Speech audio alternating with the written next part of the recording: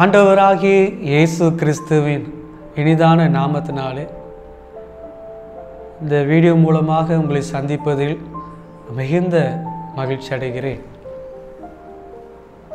ஆண்டவர் அறியாத ஒரு இந்த குடும்பத்திலிருந்து கர்த்தர் என்னை ரட்சித்து கடந்த 2000 ஆண்டிலே கர்த்தர் என்னை ரட்சித்தார். இந்த 2023ஆம் ஆண்டு வரைக்கும் அவருக்கென்று ஊழியம் செய்வதற்கு கர்த்தர் உதவி செய்தார். நாளிலும் என்னுடைய சாட்சியை உங்கள் மத்தியிலே நான் சொல்லுகிறேன். கர்த்தர் என்னை எப்படி ரட்சித்தார், என்னுடைய முன்னாளுடைய வாழ்க்கை எப்படி இருந்தது என்று சொல்லி, கர்த்தர் என் வாழ்க்கையிலே எவ்வாறாக சந்தித்தார் என்று சொல்லி நான் சாட்சியை சொல்லுகிறேன். எனக்கு அன்பானவர்களே, என்னுடைய சொந்த பெயர் சுப்பையா. தூத்துக்குடி மாவட்டம் ஏரலுங்கிற பகுதி, அங்கே தான் நான் பிறந்தது. எனக்கு அப்பா அம்மா கூட பிறந்தவங்க 5 சகோதரி, 3 மூத்த சகோதரி, எனக்கு பின்பதாக 2 இளைய சகோதரி. காலந்தாழ்த்தி பிறந்தனால ரொம்ப செல்லமாக வீட்டில் என்னை வளர்க்க ஆரம்பித்தான். கொஞ்சம் கொஞ்சமாக வயசு ஆக ஆக ஆக பெரிய பிள்ளையாக நான் வரும்பொழுது நான் அதிகமாக சேட்டை பண்ண ஆரம்பித்தேன். சரியான ஒரு படிப்புகள், ஸ்கூலுக்கெல்லாம் போக மாட்டேன், ஊரை சுற்ற ஆரம்பித்தேன். அப்பா அம்மாவுடைய வார்த்தைக்கு நான் கீழ்ப்படிய மாட்டேன். இப்படி என்ற காலங்கள் போய்கொண்டிருந்தது. நான் வாலிப பிராயத்தை எட்டும்பொழுது கிட்டத்தட்ட ஒரு 15, 16, 17 வயசு இதில் எட்டும்பொழுது பார்த்தீங்கன்னா நான் ரொம்ப துன்மார்க்கமாக வளர ஆரம்பித்து விட்டேன். வெளியிடங்களில் இஷ்டத்துக்கு சுற்றுறது, சினிமா படங்கள்,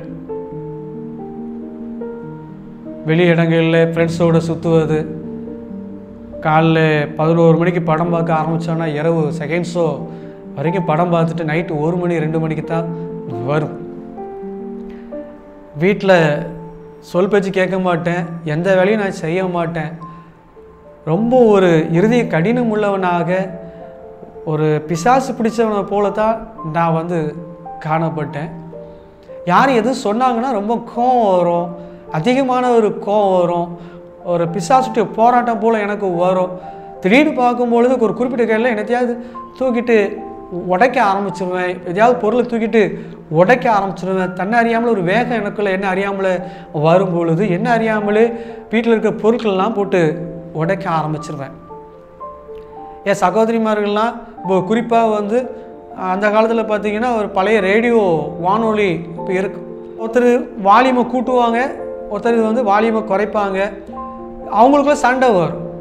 அப்போ எனக்கு என்ன ஆகும்னா, எனக்கு டென்ஷன் ஆகி உங்களுக்கு எதுக்கு இந்த ரேடியோன்னு சொல்லி கண்ட துண்டமாக என்ன செஞ்சுருவேன், உடச்சி போட்டுருவேன். ஃபேனாக இருந்தாலும் அப்படி தான், பெரிய ரெக்க ஃபேனாக இருக்கும், ஃபேனையே தூக்கி வளைச்சி வச்சுருவேன். இப்படி ஒரு பைத்தியம் முடிச்சது போல் ஒரு மூர்க்கத்தனமாக நான் காணப்பட்ட, என்ன அறியாமலே கோபங்கள் வரும்பொழுது ரொம்ப ஒரு மிருகத்தனமாக நான் நடக்க ஆரம்பிச்சிருவேன். நான் ஒரு ஹிந்து குடும்பத்தில் சேர்ந்தனால எனக்கு ஜாதகங்கள் இல்லை எங்கள் அப்பா என்னை பார்ப்பாங்க, எனக்குள்ள அந்த இதெல்லாம் பார்த்து கால நேரங்கள்லாம் பார்ப்பாங்க. அப்போ அந்த ஜாதகக்காரன் சொல்லும்போது பார்த்தீங்கன்னா அவங்க சொல்கிற வழக்கத்தின்படி அவங்க பொறுத்த வரைக்கும் அது தப்பு இல்லை. அவங்க சொன்ன காரியம் என்ன கேட்டீங்கன்னா, சில காலங்களுக்கு அவனுக்கு நேரங்கள் சரியில்லை, கிரகங்கள் சரியில்லாமல் இருக்குது, அது மாறின சரியாயிருவான் என்று சொல்லி சொன்னாங்க. எங்கள் அப்பாவும் நம்பி சரி போகட்டும் என்று சொல்லி எனக்கு நான் பண்ணுற சேட்டையெல்லாம் பொறுத்து அமைதியாக இருந்தான்.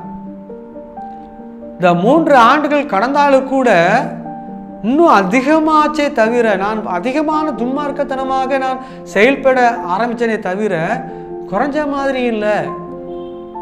என்னால் குடும்பத்தில் பிரச்சனைகள் அதிகமாச்சே தவிர குடும்பத்தில் என் மூலமாக சந்தோஷம் வரவில்லை. அப்போ எங்கள் அப்பா அம்மாவுக்கு ரொம்ப ஒரு வருத்தம். ஆசையாக ஒத்தைக்கு ஒரு மகன் கிடைச்சிட்டான்னு சொல்லி சந்தோஷப்பட்டோமே, இது நம்மளை வேதனைப்படுத்துறதுக்கு இந்த மகன் பிறந்திருக்கான, பிறந்ததை விட பிறக்காமல் இருந்தால் நிலமாக இருக்குமே என்று சொல்லி ரொம்ப கண்ணீர் விடிக்க ஆரம்பித்தான். ஒரு கட்டத்தில் எங்கள் அப்பா யோசித்தாங்க, பையன் ரொம்ப அதிகமாக கோவப்படுறான், உடைக்கிறான், எல்லாத்தையும் அடிக்க வாரான். ஒரு அவனுக்கு பிசாசுனுடைய ஏதாவது ஒரு கோளாறு இருக்குமா என்று சொல்லி நிறைய மந்திரவாதிகள்கிட்ட பைசா கொடுத்து வீட்டுக்கு அழைச்சி கொண்டு வந்தான். என் வாழ்க்கையில் நடந்த சம்பவத்தை நான் உங்களுக்கு சொல்லுறேன். பெரிய பெரிய மந்திரவாதிகள்லாம் எங்கள் வீட்டுக்கு வந்திருக்கிறான். அவங்க செய்த காரியத்தை நான் சொல்கிறேன். நடு ராத்திரி 12 மணி இருக்கும். இந்த 12 மணி வேலையில் என்ன நடந்துச்சோன்னா, ஒரு பெண்ணு மாதிரி, ஒரு சின்ன ஒரு பொம்பளை, ஒரு பெண் உருவம் மாதிரி, வாலிப பிள்ளை மாதிரி ஒரு உருவத்தை கீழே வரைஞ்சி, அதற்கு சட்டை அந்த பாவடெல்லாம் வச்சு எல்லாம் டிசைன் பண்ணி உருவம் மாதிரி செஞ்சு பார்த்தா ஒரு பெண் உருவம் மாதிரி தெரியுது. அதுக்கு மேலே எண்ணெய் உட்கார வச்சு அவங்க செஞ்ச காரியம் என்ன கேட்டிங்கன்னா, இந்த முடி இருக்கு இல்லையா, அந்த முடியை ஒரு முனையை நூலில் கட்டிட்டான். கட்டிட்டு உள்ளங்கை இப்படி வைக்க சொன்னாங்க. அதில் ஒரு சின்ன ஒரு மண் கலசப்பானை, இந்த மண் கலசப்பானை, காலியான கலசப்பானை 100 கிராம் வெயிட்டு தான் இருக்குது. அந்த மண் கலசப்பானையை கையில் தந்துட்டாங்க. தந்து ஏதோ மந்திரம் சொல்கிறாங்க. சொல்ல பார்த்தீங்கன்னா, அந்த காற்று இல்லாத டீப்பில் காற்றடிச்சா எப்படி டயர் டீப்பு எப்படி பெருசாக வருமோ, அந்த உள்ளுக்குள்ளே அப்படியே ஏதோ ஒரு குபுகுபுன்னு ஏதோ ஒன்று அடையுது. 100 கிராம் பானை திடீர்னு பார்த்தீங்கன்னா திடீர்னு 1 கிலோ வெயிட்டாக மாறுது. 1 கிலோ பானை திடீர்னு பார்த்தீங்கன்னா வெயிட்டே தாங்க முடியாத அளவுக்கு பேலன்ஸ் கூடிக்கொண்டே போகுது. மந்திரம் வாங்கி வச்சார். அப்புறம் பானையை தொட்டு பார்க்க சொன்னார். தொட்டு பார்த்தா இந்த பால் கொதிக்க வச்சா அந்த பாத்திரத்தை என்ன அளவுக்கு கை வைக்க முடியாத சுடுமோ அந்த அளவுக்கு பயங்கர சுடுது. நான் தொட்டு பார்த்தேன். உள்ள ஒன்றும் கிடையாது. அவர் அடுப்புலவும் வைக்கல, உள்ள ஒன்றும் வைக்கல. என் கையிலேருந்து வாங்கி வச்சார், அவ்வளோதான். உள்ள பயங்கரமாக தொடுது. உள்ள தொட முடியல, வெளி துவச்சது தொட முடியல, அவ்வளோ ஹீட்டு. அது போக அடுத்த காரியம் அவர் என்ன செஞ்சாருன்னா, ஒரு சேவல், நாட்டு பெரிய சேவலை எடுத்து அதை கழுத்தை அதை அறுத்து அந்த ரத்தத்தை அப்படியே பிடிச்சி அந்த ரத்தத்தை அப்படியே மேலே எங்கள் தலையிலே வடி விட்டேன். எனக்கு எங்கள் அக்கா மாதிரிலாம் இருக்கிறாங்க எல்லாத்தையும் வரிசையாக தலையிலே ரத்தத்தை வடி விட்டான். 3வது காரியம் செஞ்சாங்க. முட்டை, நாட்டுக்கோழி முட்டை, அந்த முட்டையை எடுத்து எல்லாத்தையும் சுற்றி ஏதோ ஒரு திசையை பார்த்து என்ன பிடி அப்படின்னா உடச்சிட்டாரு. உள்ள மஞ்சள் கருவும் காணும், வெள்ளைக்கருவியும் காணும். வெறும் வெள்ளை ஓடு மட்டும் என்ன செய்கிறது, விழுகிறது. எனக்கே ரொம்ப ஆச்சரியம். மஞ்சள் கறியும் காணும், வெள்ளைக்கறியும் காணுமேன்னு சொல்லி ரொம்ப ஒரு ஆச்சரியப்பட்டோம். எல்லா காரியத்தையும் இந்த மந்திரவாதி செஞ்சு முடிஞ்சதுக்கப்புறம் எங்கள் அப்பா அம்மாட்ட பைசா கேட்குறாங்க. ரொம்ப நிறைய ஹெவியாக பைசாவை கேட்டு வாங்கிட்டு அவர் போகும்போது சொன்ன ஒரு காரியம் என்ன கேட்டிங்கன்னா, அவங்க பையனுக்கு எல்லாம் பரிகாரம் பண்ணியாச்சு, நீ பையன் நல்லா ஆயிடுவான், இனி ஒரு பிரச்சனையும் இருக்காது, அவங்க சொன்ன வார்த்தையை அவன் கேட்பான்னு சொல்லிட்டு போயிட்டான். இப்போ என்ன ஒரு வித்தியாசம் கேட்டிங்கன்னா, இந்த மந்திரவாதி வர்றதுக்கு முன்பதாக பொருள் தான் உடச்சிட்டு இருந்தேன். என்னைக்கு இந்த மந்திரவாதி வந்துட்டு போனாரோ அப்புறம் பார்த்தீங்கன்னா கோபங்கள் வரும்பொழுது மூர்க்கத்தனை தான் இருக்கிறவன் மண்டையெல்லாம் உடைக்க ஆரம்பிச்சிட்டேன். எங்கள் அக்கா ஏற்றி பேசிட்டான்னா அவ்வளோதான், மண்டை பெரிய கெட்டெல்லாம் போட்டுருக்கு, தையல் போட்டு. என் தங்கச்சி ஒரு மட்டும் ஏதோ கோபத்தில் ஏற்றி பேசிட்டான்னு சொல்லி மரச்சட்டை கண்ணாடி, இப்போ பிளாஸ்டிக்கில் இருக்கும், மரச்சட்டை சின்ன சதுர மரச்சட்டை கண்ணாடி, அந்த கண்ணாடி கையில் வச்சு அவன் கையோடு சேர்த்து கோபத்தில் உடைச்சிட்டேன். அவ்வளோ பிசுறு எல்லாம் என் தங்கச்சி கையில் போய் வீடு முழுதும் ரத்தமாக சிந்தி ரொம்ப ஒரு வீடே அலங்கோலப்பட்டுச்சு. அந்த கோபத்தில் வரும்போது என்ன பண்ணுறேன்னு எனக்கு தெரிய மாட்டேங்குது. அந்த அளவுக்கு ஒரு வேகம். எங்கள் ஆட்சி கூட வயசான பாட்டி, அவங்க கூட ஏதோ வயசானதில் பிள்ளைய கூட இது பண்ணுறானே சட்டப்புறான்னு சொல்லிட்டு அவங்க கூட ஏற்றி பேசும்பொழுது ஏசிட்டு திரும்பினாங்க. எங்கள் ஆட்சியை கூட நான் எட்டி மிதிச்சிருக்கிறேன், வெறி பிடிச்ச மாதிரி அப்படியே புட்பால் மாதிரி பறந்துருக்குறான். கோவங்கள் வரும்போது பார்த்தீங்கன்னா 10 ஆள் தூக்க வேண்டிய கதவு. நீங்கள் அந்த காலத்தில் கதவு பார்த்தீங்கன்னா ஒரு 3 பித்தளை நிலக்குண்டு மாதிரி வச்சுருப்பான், 3 அடுக்க வச்சுருப்பான், 9 பித்தளை நில குண்டு மாதிரி இருக்கும். அவ்வளோ பெரிய கதவு, 4 பேர் 5 பேர் சேர்ந்தா தான் அதை தூக்கி நிலையில் அந்த கொண்டிலே வைக்க முடியும். அவ்வளோ பலமுள்ள கதவை கூட கோவங்கள் வரும்போது அசால்ட்டாக கட்டை வரலனாலே தூக்கி அந்த கொண்டி விட்டு தூக்கி அசால்ட்டை தூக்கிட்டு எரிஞ்சிருக்கிறேன். இங்கே விழுந்து அதிர்ச்சியில் பக்கத்து வீட்டில் பாத்திரங்கள்லாம் என்ன செஞ்சுருக்கு, விழுந்திருக்கேன். அந்த அளவுக்கு நான் வெறி பிடிச்சவனாக நான் காணப்பட்டேன். இப்படி ஒரு காரியங்கள் நடந்து கொண்டிருக்கும் பொழுது என் கூட பிறந்த சகோதரி, 2வது சகோதரி, அவளுக்கு திருமணம் நடக்க ஆரம்பிச்சது. பேர் ராசி 10 ராசி பார்ப்பாங்க, மெஜாரிட்டியாக பொருத்தமாயிட்டா கல்யாணத்தை முடிச்சிருவாங்க. எங்கள் அக்காவுக்கு பேர் ராசி பார்த்தாங்க, ஓரளவு மெஜாரிட்டியாக பொருத்தம் இருக்குன்னு சொல்லி கல்யாணம் முடித்தாங்க. என் அக்காவுடைய கணவருக்கு ஒரு நாய் கடிச்சிட்டுன்னு சொல்லி உன்னை கல்யாணம் கெட்டதுக்கு அப்புறம் தான் இந்த மாதிரி ஆச்சு, அதனால் நேரம் சரியில்லைன்னு சொல்லி எங்கள் வீட்டில் கொண்டு விட்டுட்டு போயிட்டாங்க. 1 மாதம் இரு, நான் உன்னை கூட்டி கொண்டு நான் போவேன் அப்படின்னு சொல்லிட்டு போன கணவர் அப்புறம் 3 வருஷம் நேரமே சரியில்லை, நீ வீட்டிலே போயிரு, நான் அப்புறம் கூப்பிட வரேன்னு சொன்னவர் 3ஆவது வருஷம் முடிய போகிற நேரத்தில் நான் வாழவே மாட்டேன்னு சொல்லிவிட்டு போயிட்டாங்க. எங்கள் அப்பாவுக்கு ரொம்ப ஒரு வேதனை. ஒரு பக்கம் நான் வேதனைப்படுத்திட்டு இருக்கிறேன், மக வாழ்க்கையில் இப்படி ஒரு துரதிருஷ்டமான ஒரு வாழ்க்கை இருக்க, வாழாவட்டியாக நான் மகள் வாழ்ந்து கொண்டு இருக்கிறான்னு சொல்லி ரொம்ப கண்ணீரோடு இருக்கிறேன். அந்த வேலையிலே எங்கள் அப்பா அடிக்கடி அவங்க விரும்புகிற ஒரு இடத்துக்கு போவாங்க, அந்த குறி சொல்கிற ஒரு இடத்துக்கு போவாங்க. செவ்வாய் வெள்ளிக்கிழமை அந்த இடத்துக்கு ரொம்ப விசேஷமாக இருக்கும். அப்போ நான் ஏசப்பாவை நான் அறியல, நானும் கூட நான் போயிருக்கிறேன். அப்போ அந்த செவ்வாய்க்கிழமை அந்த வேலையில் பார்க்கும்பொழுது ஒரு ஆள் குறி சொல்லும்படிக்கு அவர் ஆடுறார். ஆடி என்ன வேணும்னு கேட்கும் பொழுது, இப்படி ஒத்துக்கு ஒரு பையனாக இருந்தும் இவன் ரொம்ப எங்களெல்லாம் ரொம்ப படாதபாடு படுத்திட்டு இருக்கா, எங்களுக்கு ரொம்ப வேதனையாக இருக்குது. இன்னொரு என் மகா கட்டி கொடுத்தேன், இப்போ வாழ வெட்டியாக இருக்கா, அவன் வாழ மாட்டேன்னு சொல்லியிருக்கிறான், ரொம்ப வேதனையாக இருக்குன்னு சொல்லி பிரச்சனையை அந்த சாமிகிட்ட சொல்கிறது போல் அவங்க அந்த மனசுக்கிட்ட சொல்கிறாங்க. அந்த ஆள் சாமி ஆடி சொல்கிறாரு, உன் குடும்பத்துக்கு நான் தான் காவல், என்ன மாரி உன் குடும்பத்துக்கு ஒன்றும் நடக்காது, எல்லாத்தையும் மாற்றிடுறேன், எல்லாத்தையும் சரியாக்கிடுறேன், நீ எனக்கு என்ன தருவான்னு கேட்கு. இப்போ எங்கள் அப்பா என்ன சொல்கிறேன், என் குடும்பம் நல்லா இருந்தால் நான் என்ன வேணும் செய்கிறேன், என்ன வேணும்னு கேட்கும் பொழுது அது பேசுது. எனக்கு 2001 தருவியான்னு கேட்கு. அதை நான் பக்கத்தில் நான் கேட்குறேன், நான் 2001 தருவியா, ரூபா தருவியான்னு கேட்கு. சுருட்டு வேணுமா, சுருட்டு ஒரு பாக்கெட் தருவியான்னு கேட்கு, சுருட்டு. அடுத்தது ஒரு குவாட்ரு பாட்டில், மதுப்பான பாட்டில் எனக்கு ஒன்று வேணும் தருவியா, பட்டி வேஷ்டி வேணும் தருவியான்னு சொல்லி அது என்னென்ன வேணுமோ ஒரு பெரிய லிஸ்ட்டு போடுது. எங்கள் அப்பா என்ன சொல்லுவாங்கன்னா, என் பிள்ளை குடும்பம் எல்லாம் நல்லா இருந்தால் நான் செய்கிறேன்னு சொல்லிட்டாங்க. அப்போ அந்த உள்ளுக்குள்ளே அந்த குறி சொல்கிற அந்த ஆவி அந்த மனசுகிட்ட பேசுது, எங்கள் அப்பா பார்த்து பேசுது, உன் குடும்பத்துக்கு நான் தான் காவல், என்ன மீறி உன் குடும்பத்தில் ஒன்றும் நடக்காது, நீ போ, நான் பார்த்துக்கிறேன்னு சொல்லிவிட்டு போயிடுச்சு. நாங்கள் வந்துட்டோம். ஆனால் கொஞ்ச நாளிலே எங்கள் அக்கா என் கண்ணு முன்னாலே ஃபயர் சூசைட் பண்ணி இறந்து போனான், தற்கொலை பண்ணி என் கண்ணு முன்னாலே இறந்து போனான் நடு ராத்திரி. எங்கள் அப்பா அம்மா எல்லாரும் உடஞ்சிட்டாங்க, நானும் உடஞ்சிட்டேன். ரொம்ப இந்த மாதிரி ஒரு காரியங்கள் நடந்தது என்று சொல்லி என் மனசில் ஒரு பெரிய ஒரு கேள்வி. ஒரு கொலைகாரனாக இருந்தாலும் கூட தான் பிள்ளைய நல்லா பந்தோபஸ்தை நல்லா வளர்க்குறான், நல்லா பாதுகாப்பாக வளர்க்குறான், அதுக்கு பிரியமாக என்னென்ன செய்ய எல்லா காரியத்தையும் செய்கிறான். கொலைகாரனாக இருந்தாலும் கூட வேற ஒருத்தன் பனைசாக கொடுத்து 1 லட்ச ரூபாய் கொடுத்து உன் பிள்ளைய கொல்லுன்னு சொன்னால் அவன் கொல்லுவானா? அதே எப்படி என் பிள்ளை நான் எப்படி கொல்லும்? பண்ணுறது கொலை தொழிலாக இருந்தாலும் கூட, கொள்ளையடிக்கிற தொழிலாக இருந்தாலும் கூட வேற ஒருத்தன் பைசா கொடுத்து உன் பிள்ளைய கொல்லுன்னு சொல்லி யாராவது பைசா கொடுத்தாலும் அவன் செய்வானா? செய்ய மாட்டானே. அப்போது ஒரு மனுஷனுக்கே இவ்வளோத்துக்குள்ள ஒரு நல்ல ஈவுகள் இருக்கு.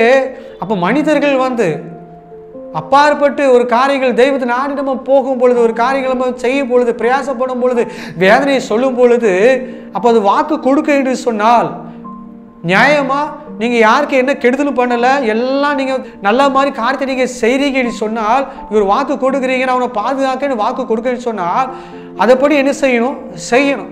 வேற ஒருத்தர் பொறாமை நிமித்தம் உங்களுக்கு யாராவது ஒரு பில்லி சுனியை வச்சாங்கன்னா பாதுகாக்கிறேன்னு சொன்ன அந்த குறி சொல்கிற அந்த இது என்ன சொல்லணும், அந்த மனுஷனுடைய ஆவி என்ன சொல்லணும், அவன் எனக்கு நல்லது செஞ்சுருக்கிறான், அவன் யாருக்கு என்ன கெடுதலும் பண்ணலை, நான் அவனை பாதுகாப்பேன்னு வாக்கு கொடுத்துருக்கிறேன், நீ ஒன்றும் செய்யக்கூடாதுன்னு சொல்லி தடுத்துருக்கணும். பில்லி சுனியை வச்சாலுமே தடுத்துருக்கணும். நான் அவனுக்கு பாதுகாக்கன்னு சொல்லியிருக்கிறேன், நீ செய்யக்கூடாதுன்னு சொல்லியிருக்க. ஆனால் அங்கே நடந்த சம்பவம் என்ன பார்த்தீங்கன்னா, நான் பின்னால் எனக்கு தெரிய வந்தது, எந்த இடத்துல எனக்கு பாதுகாப்பேன்னு வாக்கு கொடுத்துச்சோ அதே இடத்துல எங்கள் அக்கா சாகும்படிக்கும் பில்லி சுனியை வச்சிருக்கிறான். அவளா சாகட்டும் சொல்லி பில்லி சுனியங்களை வச்சிருக்கா. இதுக்கும் சரி என்று சம்மதிச்சிருக்கு. இதுதான் என் மனசை வெகுவாக பாதித்தது. இந்த ஒரு சூழ்நிலையில தான் 1999 வருஷத்துல நான் தூத்துக்குடிக்கு ஒரு காரியமாக நான் பிரயாணம் பண்ணி கொண்டிருந்த பொழுது ஒரு கிறிஸ்தவ வாலிப பையனுடைய அறிமுகம் எனக்கு ஏற்பட்டது. அவன் பேசிக்கொண்டிருக்கும் பொழுது அவன் சொல்கிறான், அவன் இந்த கீபோர்டு மியூசிக்கெல்லாம் நல்ல தேர்ந்தவனாக எல்லாம் எனக்கு அனுபவம் உண்டு என்று சொல்லி அந்த இசை சம்மந்தப்பட்ட காரியத்தை எனக்கு சொல்லும் பொழுது எனக்கு ஒரு ஆசை உண்டாயிடுச்சு. நம்மளும் இசை படிக்கணும், மியூசிக்கெல்லாம் படிக்கணும் வாஞ்சே எனக்கு ஏற்பட்டுச்சு. அப்போ எங்கே சொல்லி கொடுப்பாங்கன்னு நான் அவங்கள்ட்ட கேட்கும் பொழுது எங்கள் பக்கத்தில் நாசத்து ஊர் இருக்கு, அங்கே சொல்லி கொடுப்பாங்கன்னு சொல்லி சொன்னான். எனக்குள்ள வேலையை முடிச்சுட்டு நான் நாசத்துக்கு போனேன். ஒரு குறிப்பிட்ட ஒரு சார்ட்டை நான் இசையை நான் கற்றுக்கொண்டேன். கிறிஸ்தவ பாடல்கள், கிட்டார், கீபோர்டு, பியானம் எல்லாத்தையும் நான் முறைப்படி நான் கற்றுக்கொள்ள ஆரம்பித்தேன். கிறிஸ்தவ பாடல்கள் எனக்கு சொல்லிக் கொடுத்தாங்க. அதில் நான் தேறி வர ஆரம்பித்தேன். என் நண்பர்கள்லாம் பார்த்தீங்கன்னா அவங்க முன்பதாக நான் போட்டு காமிப்பேன். அப்போ அந்த வழியாக ஒரு கிறிஸ்தவ ஒரு சகோதரர் ஒருத்தர் வருவாங்க, சபைக்கு போகின்ற ஒரு கிறிஸ்தவ சகோதரர் வருவாங்க. அப்போ அவங்க இந்த பாட்டை நாங்கள் படிக்கிற பாட்டை கேட்கும் பொழுது, மியூசிக்கெல்லாம் கேட்கும்போது ரொம்ப ஆச்சரியப்பட்டு அவங்க கூப்பிடுவாங்க. யாரில் இருக்கிற அந்த ஆலயத்திற்கு கூப்பிடுவாங்க, பிரதர் நீங்கள் வாங்கன்னு சொல்லுவாங்க. அப்போ எனக்குள்ள மனசில் ஒரு கேள்வி, நம்ம இது படித்தது ஏதாவது ப்ரோக்ராமுக்கு ஏதாவது போகிறது தானே படிச்சிருக்கோம், சரி போய் தான் பார்ப்போம்னு சொல்லி அப்போ நான் நான் ஆலயத்திற்கு நான் போக ஆரம்பித்தேன். அப்போ ஆலயத்துக்கு வந்த நிறைய ஊழியக்காரங்க இயேசுனா யாரு, இயேசு எப்பேற்பட்டவர், பாவத்தை நாம் எப்படி அறிக்கை பண்ண வேண்டும், அறிக்கை பண்ணும்போது என்னென்ன வாழ்க்கையில் மாற்றங்கள் ஏற்படும் என்று சொல்லி எல்லா காரியத்தையும் பிரசங்கம் பண்ணுகிறார். இந்த வார்த்தை எனக்குள்ள ஒரு பெரிய ஒரு தாக்கத்தை உண்டு பண்ணினது. தாய் தாப்பனுடைய வார்த்தை கேட்கல, நண்பருடைய வார்த்தை கேட்கல, இவங்க பாவத்தை அறிக்கைன்னு சொல்கிறார்களே என்று சொல்லி ஒப்பு கொடுத்து என் வீட்டில் கிட்டத்தட்ட ஒரு 3 மணி நேரம் என் பாவத்தையெல்லாம் முழங்கால் பண்ணிட்டு, இயேசுவே என் பாவத்தெல்லாம் மன்னிங்க என்று சொல்லி நான் அறிக்கையிட்டேன். நான் சினிமா படம் பார்த்தது, நான் துன்மார்க்கமாக வாழ்ந்தது, என்னடா பாவம் பண்ணினா ஒன்று கூட நான் மறைக்கல, எல்லாவற்றையும் நான் செய்தேன். ஏசப்பா இந்த பாவத்தெல்லாம் செய்தேன், மன்னிங்க, உங்களுடைய ரத்தத்தினாலே பாவ சாபத்தெல்லாம் கழுவுக என்று சொல்லி நடு ராத்திரி அந்த வேலையில் ஒப்பு கொடுத்து நான் செபிக்கும் பொழுது பார்த்தீங்கன்னா ஒரு தேவ அபிஷேகம் என் மீது இறங்கு. மனசுல ஒரு தேவ சமாதானம். என் அக்கா வர இறந்து போனாங்க பார்த்தீங்கன்னா, அதோடைய ஆவி ஸ்பிரிட்டு குடும்பத்துக்குள்ளே காணப்பட்டு அலக்கழித்து கொண்டிருந்த அந்த வேலையில் உள்ளுக்குள்ளே பயங்கரமான ஒரு சலங்க ஒலி சத்தம் என் காதில் கேட்கு. திடீர்னு பார்க்க கதவு பூட்டியிருக்கேன், வெளியில் நைட்டு 12 மணி வெளியில் கதவை உடைக்கிற போல சத்தம் கேட்க. எனக்கு மாத்திரம் கேட்க, எங்கள் அப்பா அம்மா யாருக்கு அந்த சத்தம் கேட்கல. இது என்னவோ ஏதோ ஆயிடுச்சுன்னு சொல்லி நான் ஜெபம் பண்ணிட்டு படுத்துட்டேன். நான் ஜெபிக்கிற காரியம் யாருக்கும் தெரியாது, எங்கள் அப்பா அம்மாவுக்கும் தெரியாது, சீக்கிரட்டு. இதே பக்கத்தில் இந்த ஸ்பிக்கி நகர் ஊர் உள்ளே கோட்டஸ் உள்ளேயே எங்கள் சொந்தக்காரங்க இருக்கிறான். நான் அடிக்கடி நான் போவேன், சித்தி மரம் வரும். இந்த காரியம் நடந்ததுக்கு பின்பதாக நான் ஸ்பிக்குக்கு போகிறேன்.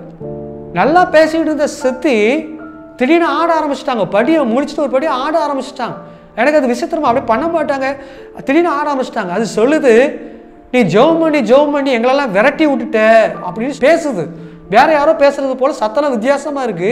அது சொல்லுது, நீ ஜெபம் பண்ணி எங்களெல்லாம் விரட்டி விட்டுட்டியே, நான் உங்க வீட்டில் நாங்கள் தேவதையை போல இருந்தோம் அப்படின்னா. இவங்க வீட்டில் தேவதை மாதிரி இருந்தோமா, யாரை பற்றி சொல்லுது? நீ ஜெபம் பண்ணி எங்கெல்லாம் விரட்டின்னு சொல்லும் பொழுது தான் எனக்கு பொறித்தட்ட ஆரம்பிச்சது. ஆகா, நான் ஜெபம் பண்ணது யாருக்குமே தெரியாது, எங்கள் அப்பா அம்மாவுக்கு தெரியாது. அந்த வேலையில் இருக்கும்போது இவங்க 30 கிலோமீட்டர் அங்கே இருக்கிறாங்க, இவங்களுக்கு எப்படி இந்த காரியம் தெரியுமோ எங்களுக்கு மனசுல சந்தேகம். அப்போ நீ யார் பேசுறான்னு நான் பதிலுக்கு கேட்கும் பொழுது சொல்லுது, இத்தனை வருஷம் அவங்க வீட்டில் நான் தான் தேவதை மாதிரி இருந்தோம், நீ ஜெபம் பண்ணி எங்களெல்லாம் விரட்டி விட்டு அவங்க வீட்டில் என்னால் இருக்க முடியல அப்படின்னு சொன்னிச்சு. அப்போ என் வாழ்க்கையில் அன்னைக்கு நான் உணர்ந்த, தேவதை மாதிரி இருந்தீங்கன்னா என்னை காப்பாற்ற வேண்டியது தானே. நான் எத்தனை முறை நிம்மதி இல்லாமல் நான் அழுது இருக்கிறேன். எங்கள் அப்பா அம்மாலாம் சண்டை போட்டு நடு ரோடு சிரிக்கும்படிக்கு கேவலப்படுத்தும்படிக்கெல்லாம் நடந்துச்சு.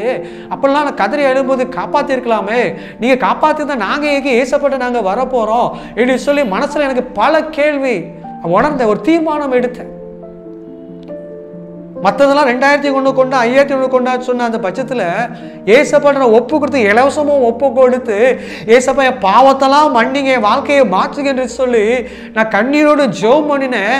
என் அந்த ஜெபத்தை கேட்டு ஆண்டவர் என் வாழ்க்கையே புதுப்பிச்சா. அந்த மூர்க்கம் இல்லை, அப்பா அம்மாவை நேசிக்க முடியாமல் இருந்த எனக்கு இப்போ அப்பா அம்மா நேசிக்க, இப்போ எல்லாரும் என் அப்பா அம்மா எல்லாரும் என்கிட்ட பாசமாக இருக்காங்க. இந்த சூழ்நிலையை பொறுத்தவரைக்கும் இன்ன வரைக்கும் என்கிட்ட அன்பாக இருக்கிறாங்க, அன்பாக பேசுகிறாங்க. முன்னால் பேச மாட்டாங்க, என்னை பார்த்தாலும் இப்படி வெறுத்து தள்ளுவாங்க, பயப்படுவாங்க. அப்போ அந்த மாதிரி ஒரு சூழ்நிலையை உண்டாக்குனது ஏசப்பா. என் வாழ்க்கையில் அன்னைக்கு நான் ஒப்பு கொடுத்தேன். ஆண்டவரே, இனி உமக்காக நான் வாழ்வேன் என்று சொல்லி என் ஞானஸ்நானம் எடுத்து என் பேரை நான் மேசாக்கு என்று சொல்லி நான் மாற்றிக்கொண்டேன். இன்னைக்கு அநேகருக்கு நான் கர்த்தருடைய வார்த்தையை நான் சொல்லி கொண்டிருக்கிறேன். என் சாட்சியை நான் சொல்லி கொண்டிருக்கிறேன். எனக்கு அன்பானவர்களே, இந்த சாட்சியை கேட்ட ஒவ்வொருத்தரோடும் கர்த்தர் பேசுகிறார். எனக்கு அன்பானவர்களே, நீங்களும் உங்கள் குடும்பத்திலே உங்கள் பிள்ளைகள் ஒருவேளை இப்படி குடித்து விட்டு உங்களை அடிக்கலாம், கேவலப்படுத்துகிற பிள்ளைகளாக இருக்கலாம். கணவராக இருக்கட்டும், பிள்ளைகளாக இருக்கட்டும், வேற யாராக இருந்தாலும் சரி, இந்த பாதிப்புக்குள்ளாக கூட உங்கள் குடும்பம் இருக்கக்கூடும். நீங்கள் ஏசப்பாவை நோக்கி ஒரு வார்த்தை சொல்லி, ஆண்டவரே, என் குடும்பத்தில் இந்த மாதிரி ஒரு பிரச்சனை இருக்கு, எனக்கு உதவி செய்க என்று சொல்லி நீங்கள் கண்ணீரோடு நீங்கள் கேட்பேன் என்று சொன்னார், அவர் உதவி செய்வதற்கு அவர் வல்லமுள்ள தேவனாக இருக்க. யாராக இருந்தாலும் சரி, உலகப்பிரகார மனுஷன் சொல்லியிருக்கிறான், உன்னை எவனும் திருத்தவே முடியாது, அவன் திருந்தவே மாட்டான். என்னை பற்றி சொன்னான், என் சொந்தக்காரங்க சொன்னாங்க, இவன் திருந்தவே மாட்டான், இவனை பெறுவதற்கு பதிலாக ஒரு அம்மிக்கல்ல பெற்றா ரொம்ப நலமா இருக்கும் என்று சொல்லி ரொம்ப ஏளனமா பேசுறாங்க. ஊர் ஜனங்கள் பார்த்துருக்கிறாங்க, பேசியிருக்கிறாங்க, சொந்தக்காரங்க பரிகாசம் பேசியிருக்காங்க. எல்லா ஜனங்களும் ஆச்சரியப்படும் விதமாக எல்லாரும் என்னை பார்த்தா மிஸ் பண்ணுவாங்க, கையெடுத்து கும்பிடுவாங்க. அந்த அளவுக்கு ஏதாவது பிரச்சனை என்கிட்ட பேசுவாங்க. மரியாதை ஒரு கணத்தை கொடுத்துருக்கா என்று சொன்னால் அது ஆண்டவராகிய இயேசு கிறிஸ்து. முன்னாடி ஒரு பயில நான் மதிக்க மாட்டான். ஏன் வந்தேன்பா, சொல்லிட்டு வந்தியா சொல்லாம வந்தியான்னு கேட்பான். ஒருத்த கூட மதிக்க மாட்டான். அவன் அவர் மணலை பார்த்து கிறுக்கேன்னு சொல்ற அளவுக்கு அப்படிதான் என்னுடைய பேர் இருந்துச்சு. ஆனா என்னைக்கு என் வாழ்க்கையில ஏசப்பா வாழ்க்கையில இடப்பட்டான், என் வாழ்க்கையை புதுப்பிச்சான். வேதம் சொல்லுகிறது, எந்த மனுஷனையும் பிரகாசிக்க பண்ணுகிற மெய்யான ஒளி இயேசு கிறிஸ்து என்று சொல்லி வேதத்திலே எழுதப்பட்டிருக்க. யார் உங்களை முடியாது என்று சொன்னாலும், சரியே இல்லை, இவன் திருந்தவே மாட்டேன் என்று சொன்னாலும், இயேசு கிறிஸ்து அப்பாற்பட்டது, இயற்கைக்கு அப்பாற்பட்ட காரியத்தை அவர் உங்கள் வாழ்க்கையிலே செய்ய முடியும். உங்க பிள்ளையை மாற்ற முடியும், உங்க கணவரை மாற்ற முடியும். எந்த ஒரு காரியத்தை கலங்கி கொண்டிருக்கீங்களோ அந்த காரியத்தில் தேவனால் அற்புதம் செய்ய முடியும். ஒரே காரியம், நீங்க இருந்த இடத்துல இயேசுவே எனக்கு நீங்க உதவி செய்யுங்க, நான் விசுவாசிக்கிறேன், இந்த காரியம் மாற்றப்படணும், இந்த பாதிப்பு மாற்றப்படணும், என் கணவர் மாற்றப்படணும், அல்லது நானே இந்த காரியத்தில் பாதிக்கப்பட்டிருக்கிறேன், எனக்கு உதவி செய்யுங்க, எனக்கு நிம்மதி வேணும் என்று சொல்லி நீங்க ஒப்பு கொடுத்து உங்க பாவத்தை நீங்க அறிக்கை செய்ய என்று சொன்னார், அவர் உதவி செய்வதற்கு அவர் வல்லமுள்ள தேவனாக இருக்கிறார். உங்களுக்காக நான் ஒரு விசை நான் ஜெபிக்க நான் விரும்புகிறேன். கண்களை மூடி நாம் ஜெபம் பண்ணுவோம். பிதாவே, உம்மை நன்றியோடு துதிக்கிறோம், ஸ்தோத்திரிக்கிறோம். ஏசப்பா, உம்மை நன்றியோடு துதிக்கிறோம். பரிசுத்த ஆவியானவரே, உம்மை நன்றியோடு துதிக்கிறோம். இந்த சாட்சியை கேட்ட ஒவ்வொரு பிள்ளைகளுக்காக உம்மை நன்றியோடு துதிக்கிறோம், ஸ்தோத்திரிக்கிறோம். என்னை போல சில குடும்பங்கள் கண்ணீரோடு இருக்கக்கூடும். பிள்ளைகள் மூர்க்கத்தனத்தோடு பெற்றோர்களையே அடிக்கும்படிக்கு, எதை சொன்னாலும் வீட்டை உடைக்கும்படிக்கு, வெளியிலே சண்டை போட்டு வேதனைப்படுத்துறவர்களாக இருக்கக்கூடும். கண் கலங்கிற பெற்றோர்கள் மத்தியில் இருக்கக்கூடும். அப்பா, அவர்கள் எல்லாரும் ஆண்டவர் உம்மை நோக்கி பார்க்க உதவி செய்யும். அவங்களுக்காக நான் ஜெபிக்கிறோம். அப்பா, அந்த குடும்பத்திலே சமாதானத்தை தாரும், பாவ சாபத்திலிருந்து விடுதலை தாரும். ஏசப்பா, அவங்களோடு பேசி அவங்களுக்கு உதவி செய்வீராக, சமாதானத்தையும் அருளி செய்வீராக, கட்டிலிருந்து விடுதலை கொடுப்பீராக, பயங்கரமான போராட்டத்திலிருந்து விடுதலை கொடுப்பீராக என்று நாங்கள் ஜெபிக்கிறோம். ஸ்தோத்திரம். ஆசீர் இயேசு கிறிஸ்துவின் நாமத்தினாலே ஜெபிக்கிறோம், பரிசுத்தமுள்ள பிதாவே, ஆமென். கர்த்தர் உங்களை ஆசீர்வதிப்பாராக. ஆமென்.